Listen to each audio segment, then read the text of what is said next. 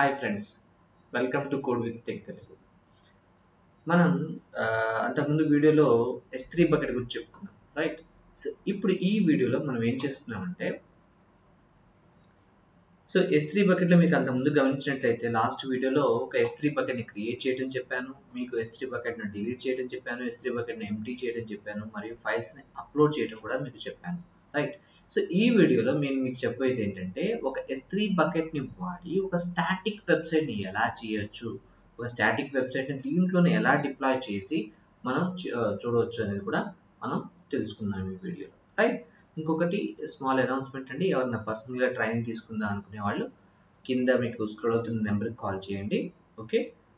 మీకు batch wise training కావాలనుకున్నా లేదా 1-to-1 ట్రైనింగ్ కావాలనుకున్నా కూడా మేము మీకు ప్రొవైడ్ చేస్తాను, రైట్?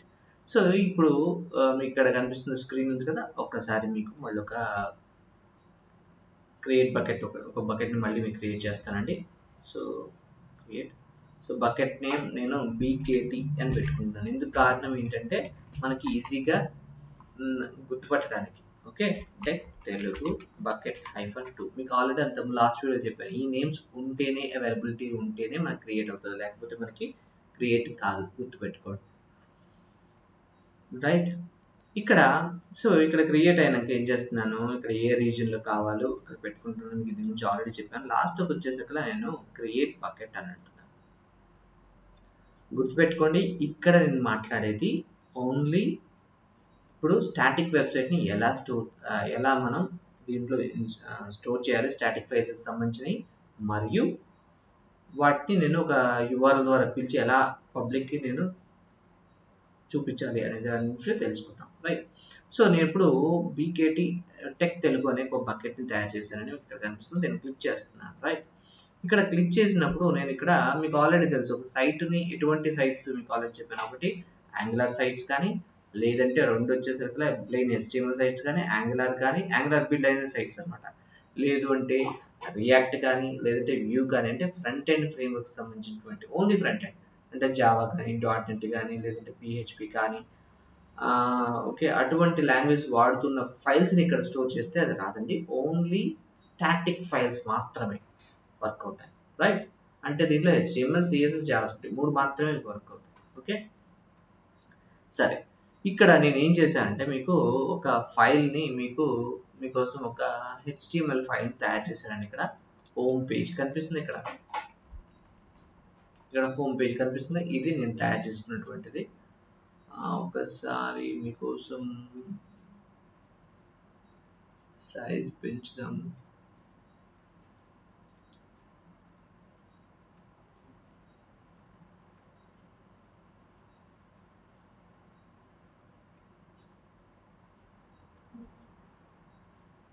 ఓకే, పని చేద్దామండి, దీనికన్నా మనకి నోట్ ప్యాడే బెటర్, ఓకే?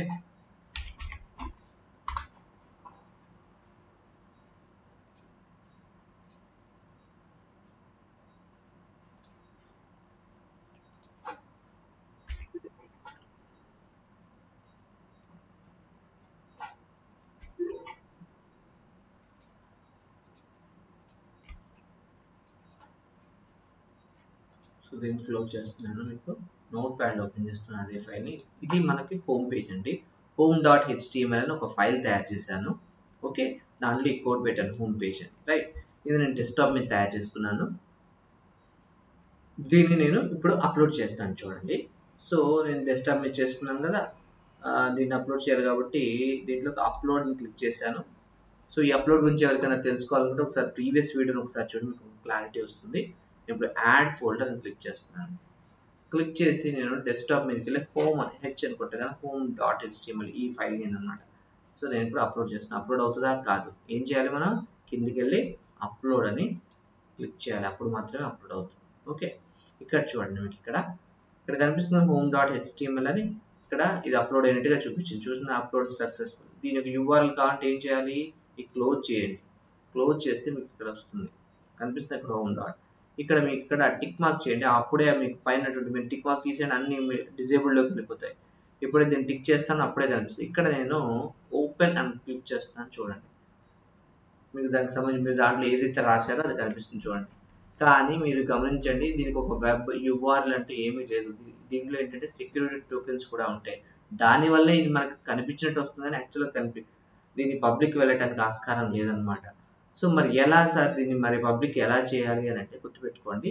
మనం ఏదైతే బకెట్‌లో స్టోర్ చేసామో ఆ బకెట్ ప్రాపర్టీస్ ఆ బకెట్ ఉంది కదా! ఆ బకెట్ యొక్క పర్మిషన్స్‌కి వెళ్తున్నాను చూడండి ఒకసారి. ఆ పర్మిషన్స్‌లో మీకు బకెట్ పబ్లిక్ యాక్సెస్ ఉందా అని అడుగుతుంది. ఓకే. మీకు ఒకసారి ఇంతకు ముందు వెళ్ళేటప్పటికల్లా ఒకసారి చూద్దాం. మీకు ఇక్కడ చూపిస్తున్నాను చూడండి. ఇక్కడ నేను టిక్ చేస్తే ఇక్కడ యూఆర్ఎల్ కనిపిస్తుంది కదా!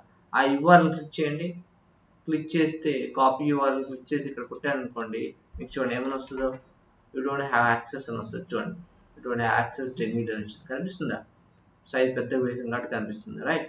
సో, మరి అలా కాదు కదా! మన పబ్లిక్ కూడా యాక్సెస్ రావాలి కదా! సో, దానికోసం నేను ఏం చేస్తున్నా అంటే పర్మిషన్స్‌కి వెళ్తున్నాను.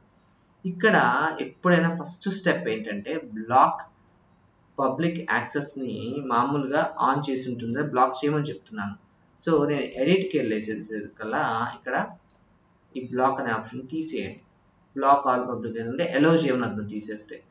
సో, ఇక్కడ నేను కన్ఫర్మ్ ఇక్కడ ఏదైతే పేరుందో కంపల్సరీ పేరుని టైప్ చేయాల్సి ఉంటుంది. ఓకే. పేరుని టైప్ చేసి కన్ఫర్మ్ మీద క్లిక్ చేయాలి. ఇప్పుడు ఇది పబ్లిక్ యాక్సెస్‌కి ఇక్కడ మీకు ఆల్రెడీ చెప్పాను. 2 స్టెప్పులు మనం చేయాలి. ఒకటి పబ్లిక్ యాక్సెస్ కోసం. రెండోది వచ్చేసరికల్లా మీకు మనకు వెబ్‌సైట్ కావాలి కాబట్టి మనం ఏం చేయాలి అంటే ఒకసారి నేను ఇక్కడ ప్రాపర్టీస్‌కి వెళ్తున్నాను చూడండి. ప్రాపర్టీస్‌కి వెళ్ళి నేను ఇక్కడ లాస్ట్‌లో స్టాటిక్ వెబ్‌సైట్ కనిపిస్తుందా? ఎప్పుడైతే ఇది ఉంటుందో అప్పుడు మాత్రమే మనకు వస్తుందండి. సో, దీని మీద ఏం చేయాలంటే ఇక్కడ ఎడిట్ మీద క్లిక్ చేయండి. నాకు ఈ బకెట్‌ని స్టాటిక్ వెబ్‌సైట్ లాగా మార్చాలని చెప్పాలి. సో, ఎనేబుల్ చేస్తున్నాను. చేసి నేను సేవ్ చేంజెస్ మీరు ఏం చేయాల్సిన అవసరం ఒక చిన్న ఫీల్డ్ ఉంటుందండి. మనం ఏ ఫైల్ రావాలి బై డిఫాల్ట్ యూఆర్ఎల్ క్లిక్ చేస్తే. సో, కొంతమంది మనం index.html పెట్టుకుంటారు బై డిఫాల్ట్. సో, ఇక్కడ అనేది లేదు. మీరు ఏ ఫైల్ పెడితే అదే హోమ్ పేజ్ అవుతుంది. నేను home.html పెట్టాను. home.html పెడుతున్నాను. పెట్టి సపోజ్ ఏదైనా ఫైల్ లేకపోతే నాకు ఎర్రర్ పేజ్ కావాలంటే ఇంకొక ఫైల్ తయారు చేసుకొని పెట్టుకోవాలి. కానీ ఇది ఆప్షనలే. పెట్టాలని రూల్ ఏం లేదు. కానీ ఇది మాత్రం మనం పెట్టాలండి. ఓకే. సో, సేవ్ అని చేంజెస్ చేస్తాను. ఎప్పుడైతే ఇప్పుడు సేవ్ అని చేంజెస్ చేశానో అప్పుడు మీకు కిందికి వెళ్తున్నాను చూడండి. ఒక యూఆర్ఎల్ తయారవుతుంది ఇక్కడ. మీకు లాస్ట్‌లో చూడండి ఇక్కడ యూఆర్ఎల్ కనిపిస్తుందా? యూఆర్ఎల్. ఇది మనకు కావాల్సినటువంటి యూఆర్ఎల్ అన్నమాట. ఇప్పుడు నేను క్లిక్ చేస్తాను చూడండి. అయినా ఓపెన్ అయిందా? చూసారా? ఓపెన్ కాలే. కారణం ఇప్పుడు చెప్తాను చూడండి. సో, మీకు ఈ బకెట్‌కి పర్మిషన్స్ ఇవ్వాలి. సార్ మరి మీరు ఇందాక పర్మిషన్ ఇచ్చారు కదా! పబ్లిక్ యాక్సెస్ కాదు. సో, పబ్లిక్ యాక్సెస్ పర్మిషన్ మీరు 2 యాక్సెస్ ఇవ్వాలి. ఒకటి పబ్లిక్ యాక్సెస్, ఇంకోటి పాలిసీస్ కూడా ఇవ్వాలి. ఓకే. ఇప్పుడు నేను పర్మిషన్స్‌కి వెళ్తున్నాను. మళ్ళీ ఒకసారి చూపిస్తున్నాను. ఇది పబ్లిక్ యాక్సెస్ పర్మిషన్స్ మనం అలౌ చేసాం. కానీ దాంతో పాటుగా మనం పాలిసీస్‌ని కూడా ఇవ్వాలి. ఓకే. బకెట్‌కి సంబంధించిన పాలిసీస్ అంటే నథింగ్ బట్ రూల్స్ అన్నమాట. ఓకే. సో, ఈ రూల్స్ చాలా రూల్స్ ఉంటాయి. మనం ఒక సింపుల్ రూల్ ఉంటుంది. దాన్ని అప్లై చేస్తే చాలు. చాలా ఈజీ. ఓకే. ఇక్కడ మీరు ఎడిట్‌ని క్లిక్ చేయండి. ఓకే. ఎడిట్ క్లిక్ చేసి ఇది అడుగుతుంది. మరి పాలసీ జనరేటర్‌కి ఒక కోడ్ టైప్ చేయాలి. మనంతా టైప్ చేయడం అంటే చాలా కష్టం కదా! సో, ఇక్కడ మీరు టైప్ చేయాల్సి ఉంటుంది. సో, ఇదంతా టైప్ చేయడం అంటే చాలా కష్టం. సో, దానికోసం ఈ AWS వాడే ఒక జనరేటర్‌ని కోడ్‌ని జనరేట్ చేయడానికి ఒక జనరేటర్‌ని కూడా తయారు చేసాం. ఇక్కడ కనిపిస్తుంది కదా! దీన్ని క్లిక్ చేయండి. క్లిక్ చేయగానే ఇట్లా మీకు ఒక ఆప్షన్ వస్తుంది. మీకు ఏ బకెట్ ఏ సర్వీస్ కావాలి అని అడిగితే నాకు S3 బకెట్ కావాలి. ఓకే. ఎటువంటి యూజర్స్‌కి అందరి యూజర్స్‌కి కావాలి అనేసి ఒక స్టార్ పెట్టండి ఇక్కడ. కనిపిస్తుంది కదా! స్టార్ పెట్టాలి. పెట్టిన తర్వాతకి యాక్షన్స్ కనిపిస్తుంది కదా! యాక్షన్స్‌లో మరి మీకు ఎటువంటి యాక్షన్స్ కావాలి ఆ బకెట్ మీద. సో, నేను ఇక్కడ చూడండి నేను గెట్ బకెట్ అని పెడతాను చూడండి ఇక్కడ. ఇక్కడ వాడు సెర్చ్ పెడితే బాగుండు. కానీ సెర్చ్ పెట్టలేదు కదా! గెట్ ఆబ్జెక్ట్ పాలిసీ అని ఉంటుంది చూద్దాం. కనిపిస్తుంది అక్కడ గెట్ ఆబ్జెక్ట్ దీన్ని తీసుకోండి. తీసుకొని నేను బయట క్లిక్ చేస్తున్నాను. అయితే ఇక్కడ చూడండి ఆర్ నెంబర్ అని ఉంటుంది. ఓకే. ఒకసారి నేను ఇక్కడికి వెళ్తున్నాను బకెట్‌లోకి ఒకసారి మీకు చూపిస్తాను చూడండి. ఇక్కడ మీరు ఈ బకెట్ పేరు ఉంది కదా! దాని మీద కంట్రోల్ బటన్ క్లిక్ చేయండి. లేకపోతే బ్యాక్ వెళ్ళకుండా ఉండడానికి. కంట్రోల్ బటన్ క్లిక్ చేసి ఇంకొక ట్యాబ్ లాగా ఓపెన్ అవుతుంది. సో, ఈ బకెట్‌కి వెళితే ఈ బకెట్ లోడ్ అవుతుందండి. ఈ బకెట్‌కి వెళ్ళినప్పుడు ఏమవుతుందంటే మీకు ఇక్కడ దాని యొక్క ఆర్ నెంబర్ అని ఉంటుంది. ఓకే. ఎలా తెలుస్తుందంటే బకెట్ యొక్క ప్రాపర్టీస్‌కి వెళ్ళండి. బకెట్ యొక్క ప్రాపర్టీస్కి వెళ్ళండి. ఇక్కడ ఆర్ చూసారా, అమెజాన్ రిసోర్స్ నేమ్, ఇది కావాలి మనకి. ఓకే, దీంట్లో కాపీ చేయాల్సి ఉంటుంది. ఇక్కడ మీకు ఐకాన్ దాని మీద కొట్టినా కూడా కాపీ అవుతుంది. ఓకే, సో ఇక ఎక్కడికి వెళ్ళాలి ఇప్పుడు, మనకి పాలసీ జనరేటర్ ఎక్కడ ఉంది, ఇక్కడికి వెళ్ళి R number Amazon resource name, R అంటే అమెజాన్ రిసోర్స్ నేమ్ కొట్టి, సో ఆ రిసోర్స్లో నాకు అన్ని ఫైల్స్ కావాలి కాబట్టి స్లాష్ పెట్టి స్టార్ కొట్టండి, షిఫ్ట్ పట్టుకొని స్టార్ కొడితే వస్తుంది. సో ఇదనమాట. ఇలా కొట్టి మీరు యాడ్ స్టేట్మెంట్ అని కొట్టండి, కింద ఒక స్టేట్మెంట్ లాగా యాడ్ అవుతుంది చూసారా. సో దీని నుంచి నాకు ఒక కోడ్ జనరేట్ చేసి ఇవన్నీ నేను అడుగుతున్నాను. సో దానికోసం జనరేట్ పాలసీ అంటున్నాను. దీంతో మీకు ఒక కోడ్ జనరేట్ అయి ఉంటుంది. యాక్చువల్గా ఈ కోడ్ అంతా మీరు టైప్ చేయాలి.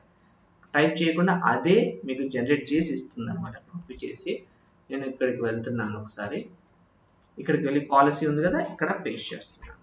ఇందాక ఏదైతే అది జనరేట్ చేసిందో పేస్ట్ చేశాక ఒకసారి సేవ్ చేంజెస్ అని కొడుతున్నాను. చూడండి, ఎప్పుడైతే సేవ్ చేంజెస్ అని కొడతామో ఈ పేరు కింద పబ్లిక్ యాక్సెసిబుల్ అని చూసారా, కింద రెడ్ కలర్లో, ఇది మనకి మెయిన్. ఓకే, ఒకసారి నేను జూమ్ చేసి చూపిస్తాను చూడండి. పబ్లిక్ యాక్సెసిబుల్ కనిపిస్తుందా, పబ్లిక్లీ. ఎప్పుడైతే ఇది వస్తుందో అప్పుడు మాత్రమే మనకు ఈ వెబ్సైట్ అంటే ఈ బకెట్ని స్టాటిక్ వెబ్సైట్కి అనుగుణంగా మనం వాడుకోవచ్చు. సో మళ్ళీ నేను ఇప్పుడు బకెట్ యొక్క ప్రాపర్టీస్కి వెళ్తున్నాను. చూడండి, ప్రాపర్టీస్కి వెళ్ళి లాస్ట్లో మీకు గుర్తుండే ఉంటుంది, అంతకుముందు జస్ట్ ముందు చెప్పాను మీకు, స్టాటిక్ వెబ్సైట్ అని ఉంటుంది. చూడండి, కనిపిస్తుందా? ఈ స్టాటిక్ వెబ్సైట్ మీరు ఎప్పుడైతే అంతకుముందు ఎనేబుల్ చేశారు కదా, దానికి సంబంధించిన యూఆర్ఎల్ ఇది. సపోజ్ మీరు డిఫరెంట్ వెబ్సైట్కి వెళ్తే, ఫర్ ఎగ్జాంపుల్ ఈనాడు.com, సాక్షి.com, ఇలా .net ఇట్లా వస్తాయి కదా, అలా దీనికి కూడా ఒక యూఆర్ఎల్ క్రియేట్ చేసి ఇస్తుంది. సో దీన్ని మీరు క్లిక్ చేశారనుకోండి, సపోజ్ కాపీ, ఇక్కడ మీరు ఐకాన్ మీద దాని మీద కాపీ అవుతుంది. మీరు ఇంకొక సైట్కి వెళ్ళి వేరే ఇంకొక ట్యాబ్కి వెళ్ళి ఇక్కడ పేస్ట్ చేసి ఎంటర్ కొడితే మీకు హోమ్ పేజ్ అనేది లోడ్ అవుతుంది. ఈ విధంగా మీరు ఒక స్టాటిక్ వెబ్ పేజ్కి సంబంధించినటువంటి సైట్ని మీరు క్రియేట్ చేసుకోవచ్చు. అంటే నా దగ్గర ఓన్లీ సార్ 4 పేజీల సైటే ఉంది, ఇటువంటి లాంగ్వేజ్ నేను వాడట్లేదు. నేను HTML, CSS and JavaScript only 3 వాడుతున్నాను. ఈ 3 వాడుకొని, అంటే జనరల్ ప్లేన్గా చేయొచ్చు, లేదంటే మీరు యాంగులర్తో చేసిన సైట్ కూడా ఇక్కడ పెట్టుకోవచ్చు, Vue.js తో సైట్ చేసిన కూడా ఇక్కడ పెట్టుకోవచ్చు, రియాక్ట్తో చేసిన సైట్ కూడా డైరెక్ట్గా ఇక్కడ డిప్లాయ్ చేయొచ్చు, పెట్టుకోండి. సో ఎప్పుడైతే ఇటువంటి సైట్స్ అన్నిటికీ S3 బకెట్ సరిపోతుంది. సార్ మరి ఇంకోటి కొంతమంది డౌట్స్ రావచ్చు, సార్ EC2 కూడా ఉంది కదా. సో ఒకటి గుర్తుపెట్టుకొని, స్టాటిక్ సైట్ని మీరు కావాలంటే EC2లో పెట్టుకోవచ్చు, S3 బకెట్లో కూడా పెట్టుకోవచ్చు. కాబట్టి మీరు EC2లో పెడితే ఏమవుతుంది, స్టాటిక్ సైట్ను కూడా పెడితే ఏమవుతుంది అని అంటే మీకు బిల్లింగ్ అనేది ఎక్కువ వస్తుంది. ఎందువల్ల, దాంట్లో మీరు ఓఎస్ ఇన్స్టాల్ చేస్తారు, డిఫరెంట్ సర్వీస్ని కూడా కాల్ చేస్తారు కాబట్టి ఇప్పుడు రన్ అవుతూ ఉంటుంది, కాబట్టి మీకు బిల్ ఎక్కువ అవుతుంది. అదే మీరు S3 వాడనుకోండి, బిల్ చాలా తక్కువ వస్తుంది EC2తో కంపేర్ చేస్తే. సో అందువల్ల కొంతమంది సైట్స్ కూడా స్టాటిక్ సైట్స్ అంటే ఫర్ ఎగ్జాంపుల్ 4-5 పేజీల సైట్స్ కూడా ఈ S3 బకెటే వాడతారు, రైట్. సో మీకు ఇప్పుడు చెప్పిన దాంట్లో ఏ విధమైన డౌట్స్ ఉన్నట్లయితే ఒకసారి మీరు కామెంట్స్లో మెన్షన్ చేయండి. సో కంపల్సరీ మీరు లైక్ చేయండి, సబ్స్క్రైబ్ చేయండి, మరియు మీ ఫ్రెండ్స్కి షేర్ చేయండి. ఇంకా మీకు దీంట్లో ఇంకేమైనా కాన్సెప్ట్స్ కావాలంటే మీరు కింద కామెంట్స్లో మెన్షన్ చేయండి. Thanks for seeing this video. Signing off, code with tech Telugu.